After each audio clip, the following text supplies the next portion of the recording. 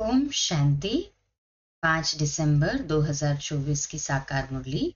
बाबा कहते मीठे बच्चे, तुम्हें जो भी ज्ञान मिलता है उस पर विचार सागर मंथन करो। ज्ञान मंथन से ही अमृत निकलेगा। प्रश्न, 21 जन्मों के लिए मालामाल बनने का साधन क्या है? उत्तर, ज्ञान रत्न। जितना तुम इस पुरुषोत्तम संगम युग पर ज्ञान रत्न धारण करते हो उतना मालामाल बनते हो।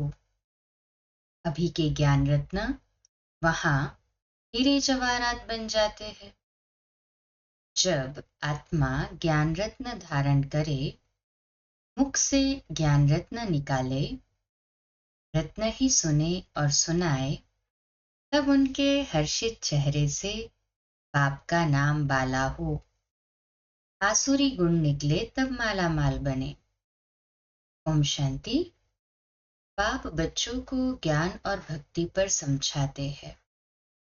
ये तो बच्चे समझते हैं कि सतयुग में भक्ति नहीं होती, ज्ञान भी सतयुग में नहीं मिलता।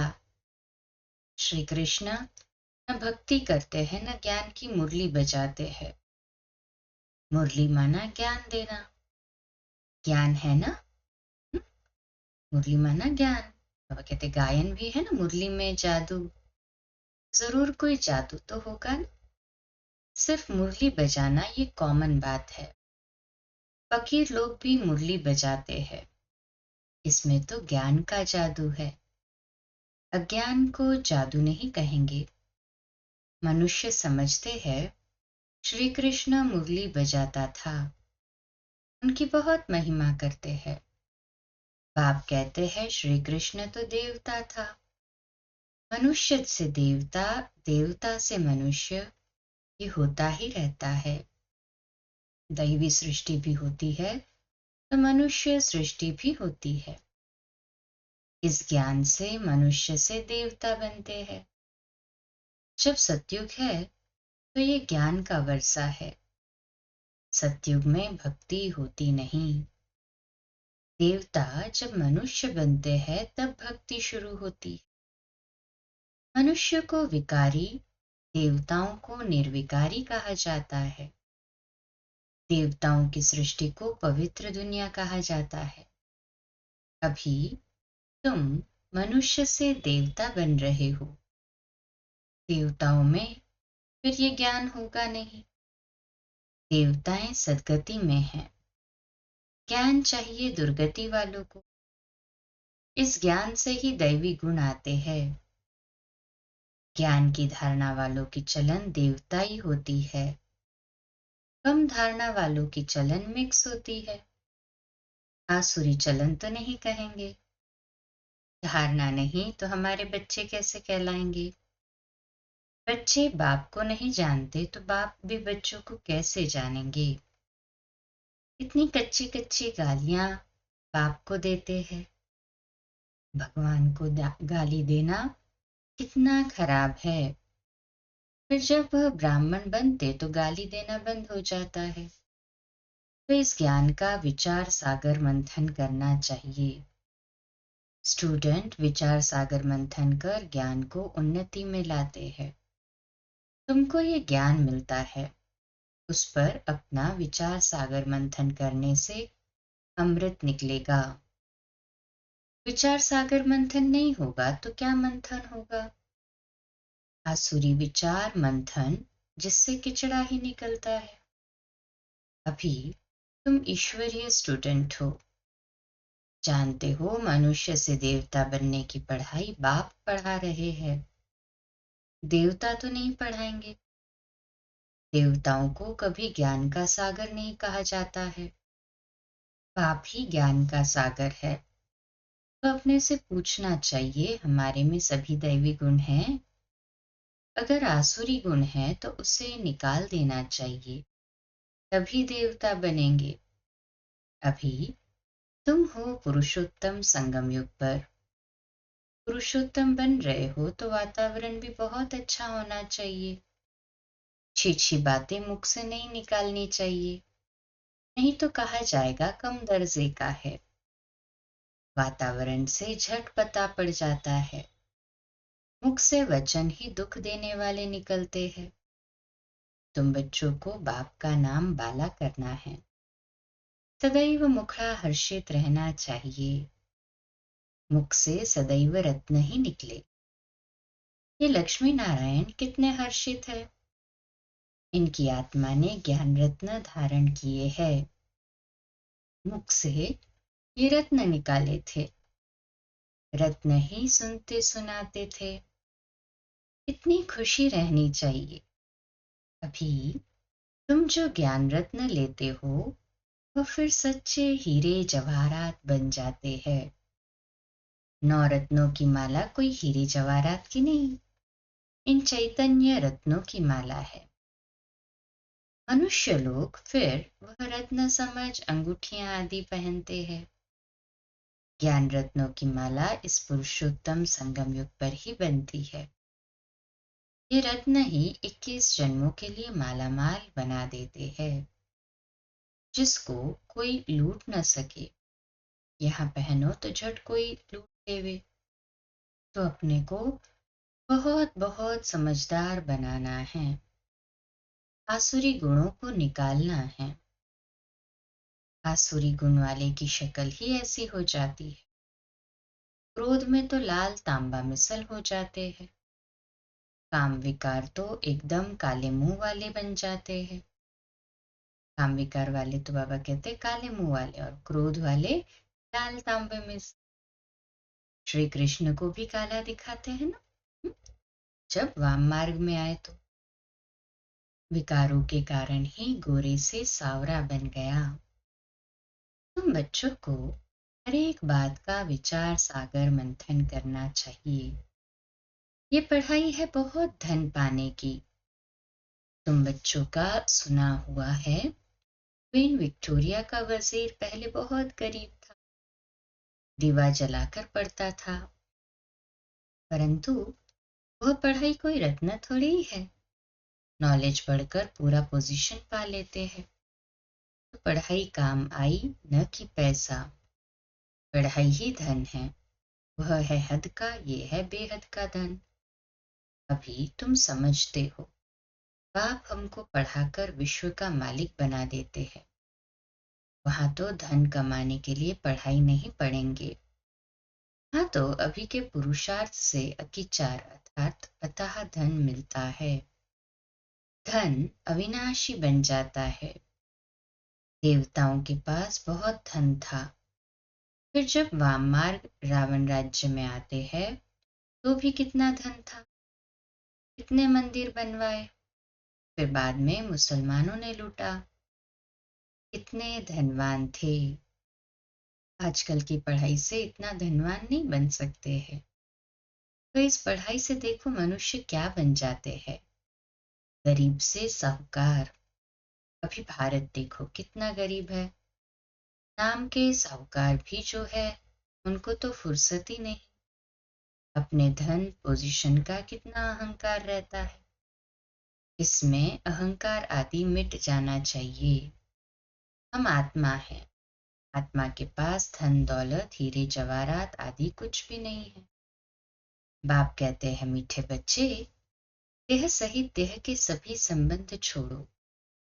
आत्मा शरीर छोड़ती है तो फिर साहूकारी आदि सब खत्म हो जाती है।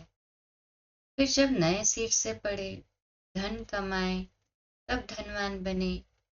या तो दान पुण्य अच्छा किया होगा तो साहूकार के घर में जन्म लेंगे। कहते हैं ये पास्ट कर्मों का फल है। नॉलेज का दान दिया है, व कॉलेज धर्मशाला आदि बनाई है, उसका फल मिलता है, परंतु अल्पकाल के लिए।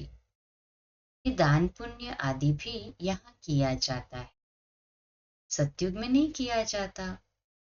सतयुग में अच्छे ही कर्म होते हैं, क्योंकि अभी का वर्षा मिला हुआ है। वहां कोई भी कर्म विकर्म नहीं बनेगा, क्योंकि रावण ही नहीं। विकार में जाने से विकारी कर्म बन जाते हैं। विकार से विकर्म बनते हैं। स्वर्ग में विकर्म कोई होता नहीं, सारा मदार कर्मों पर है। ये माया रावण अवगुणी बनाता है, पाप आकर सर्वगुण संपन्न बनाते हैं। रामवंशी और रावणवंशी की युद्ध चलती है। तुम राम के बच्चे हो, इतने अच्छे अच्छे बच्चे माया से हार खा लेते हैं। बाबा नाम नहीं बतलाते हैं, फिर भी उम्मीद रखते हैं कि बच्चे ठीक हो जाए। अधम ते अधम का उद्धार करना होता है। बाप को सारे विश्व का उद्धार करना है। रावण के राज्य में सभी अधम गति को पाए हुए हैं। बाप तो बचने और बचाने की युक्तियां रोज रोज समझाते रहते हैं, फिर भी गिरते हैं तो अधम ते अधम बन जाते हैं। वह फिर इतना चढ़ नहीं सकते हैं। वह अधमपना अंदर खाता रहेगा। जैसे कहते हो अंतकाल जो सिमरेगा वही फिर वहां पे उसी के पास जन्म होता है ना। तो अंतकाल जो स्त्री सिमरे ऐसे गायन है। उनकी बुद्धि में वह अधमपना ही याद आता रहेगा। तो बाप बैठ बच्चों को समझाते हैं, कल्प कल्प तुम ही सुनते हो सृष्टि का चक्र कैसे फिरता है। जानवर तो नहीं जानेंगे ना, तुम ही सुनते हो और समझते हो। मनुष्य तो मनुष्य ही है। इन लक्ष्मी नारायण को भी नाक कान आदि सभी है, फिर भी मनुष्य है ना। परंतु दैवी गुण है इसलिए उन्हें देवता कहा जाता है। ये ऐसा देवता कैसे बनते हैं, फिर कैसे गिरते हैं, इस चक्र का तुम्हें ही पता है। जो विचार सागर मंथन करते रहेंगे उनको ही धारणा होगी। जो विचार सागर मंथन नहीं करते उन्हें बुद्धू कहेंगे। मुरली चलाने वाले का विचार सागर मंथन चलता रहेगा। इस टॉपिक पर ये समझाना है। उम्मीद रखी जाती है अभी नहीं समझेंगे परंतु आगे चलकर जरूर समझेंगे। उम्मीद रखना माना सर्विस का शौक है, थकना नहीं है। भल कोई चढ़कर फिर अधम बना है, अगर आता है तो स्नेह से बिठाएंगे ना, वह कहेंगे चले जाओ। हालचाल पूछना, हालचाल पूछना पड़े, इतने दिन कहाँ रहे, क्यों नहीं आए, कहेंगे ना माया से हार खा लिया। समझते भी है ज्ञान बड़ा अच्छा है, स्मृति तो रहती है ना, में तो हार जीत पाने की बात ही नहीं। ये नॉलेज है, इसे धारण करना है। तुम जब तक ब्राह्मण न बने तब तक देवता बन न सको। क्रिश्चियन बौद्धि पारसी आदि में ब्राह्मण थोड़े ही होते हैं। ब्राह्मण के बच्चे ब्राह्मण होते हैं। ये बातें अभी तुम समझते हो। तुम जानते हो अलफ को याद करना है। अलफ को याद करने से बेबादशाही मिलती है। जब कोई मिले तो बोलो अलफ अल्लाह को याद करो। अलफ को ही ऊंच कहा जाता है। अंगुली से अलफ तरफ इशारा करते हैं। सीधा ही सीधा अलफ है। अलफ को एक भी कहा जाता है। एक ही भगवान है, बाकी सभी है बच्चे। बाप को अलफ कहा जाता है। बाप ज्ञान भी देते हैं, अपना बच्चा भी बनाते हैं। तो तुम बच्चों को कितनी खुशी में रहना चाहिए। बाबा हमारी कितनी सेवा करते, विश्व का मालिक बनाते हैं, फिर खुद उस पवित्र दुनिया में आते भी नहीं। पावन दुनिया में कोई उनको बुलाते ही नहीं, पतित दुनिया में ही बुलाते। पावन दुनिया में आकर क्या करेंगे। उनका नाम ही है पतित पावन। तो पुरानी दुनिया को पावन दुनिया बनाना उनकी ड्यूटी है। बाप का नाम है ही शिव। बच्चों को सालिग्राम कहा जाता है। दोनों की पूजा होती है ना, है हाजी बाबा। परंतु पूजा करने वालों को कुछ भी पता नहीं है। बस एक रस्म रिवाज बना दी है पूजा की। देवियों के भी फर्स्ट क्लास हीरे मोतियों के महल आदि बनाते हैं, पूजा करते हैं। वह तो मिट्टी का लिंग बनाया और तोड़ा, बनाने में मेहनत नहीं लगती। देवियों को बनाने में मेहनत लगती है, उनकी अर्थात शिव बाबा की पूजा में मेहनत नहीं लगती, मुफ्त में मिलता है। पत्थर पानी में घिस घिस कर गोल बन जाता है, पूरा अंडाकार बना देते हैं। कहते भी है अंडे में सल आत्मा है जो ब्रह्म तत्व में रहती है, इसलिए उनको ब्रह्मांड कहते हैं। तुम ब्रह्मांड के और विश्व के भी मालिक बनते हो। तो पहले समझानी देनी है एक बाप की। कहते हैं ना सभी, कहे हाजी बाबा। शिव को बाबा कह सभी याद करते हैं। दूसरा ब्रह्मा को भी बाबा कहते हैं। प्रजापिता है तो सारी प्रजा का पिता हुआ ना, ग्रेट ग्रेट ग्रैंडफादर। ये सारा ज्ञान अभी तुम बच्चों में है। प्रजापिता ब्रह्मा तो कहते बहुत है, परंतु यथार्थ रीति जानते कोई नहीं। ब्रह्मा किसका बच्चा है? तुम कहेंगे परमपिता परमात्मा का। शिव बाबा ने इनको अडॉप्ट किया है, ये शरीरधारी हुआ ना, ईश्वर की सभी औलाद है। फिर जब शरीर मिलता है तो प्रजापिता ब्रह्मा की अडॉप्शन कहते हैं। वह अडॉप्शन नहीं। क्या आत्माओं को परमपिता परमात्मा ने अडॉप्ट किया है? नहीं, तुमको अडॉप्ट किया है। अभी तुम हो ब्रह्मा कुमार कुमारियां। शिव बाबा अडॉप्ट नहीं करते। सभी आत्माएं अनादि अविनाशी है। सभी आत्माओं को अपना अपना शरीर, अपना अपना पार्ट मिला हुआ है जो बजाना ही है। ये पार्ट ही अनादि अविनाशी परंपरा से चला आता है, उनका आदि अंत नहीं कहा जाता। अच्छा, मीठे मीठे सिगिलदे बच्चों प्रति माता पिता बाप दादा का याद प्यार और गुड मॉर्निंग। रूहानी बाप की रूहानी बच्चों को नमस्ते।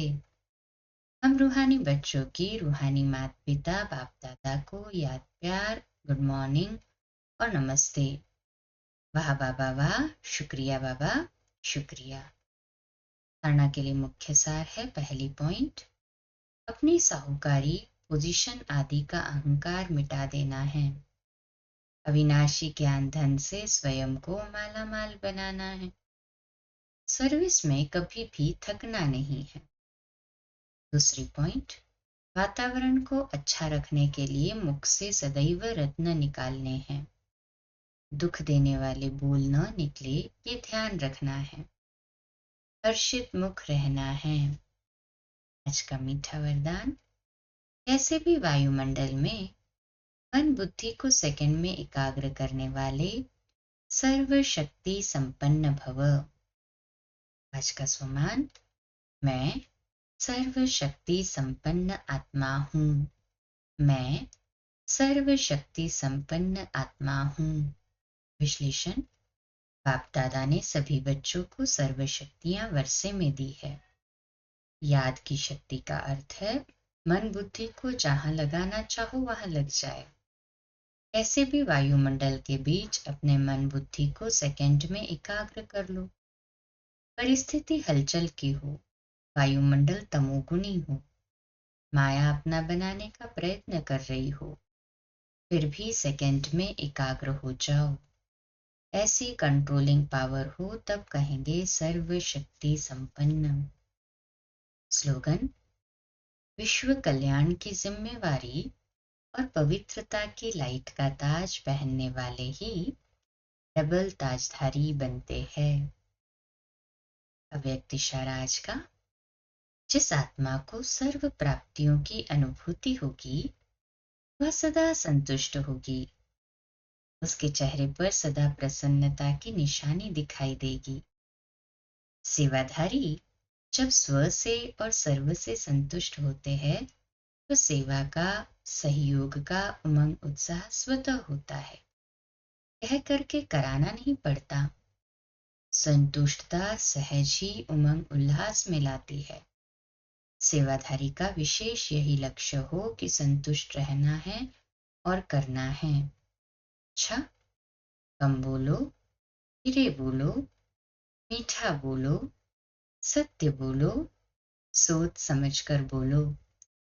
निमित्त भाव, निर्माण भाव, निर्मल वाणी।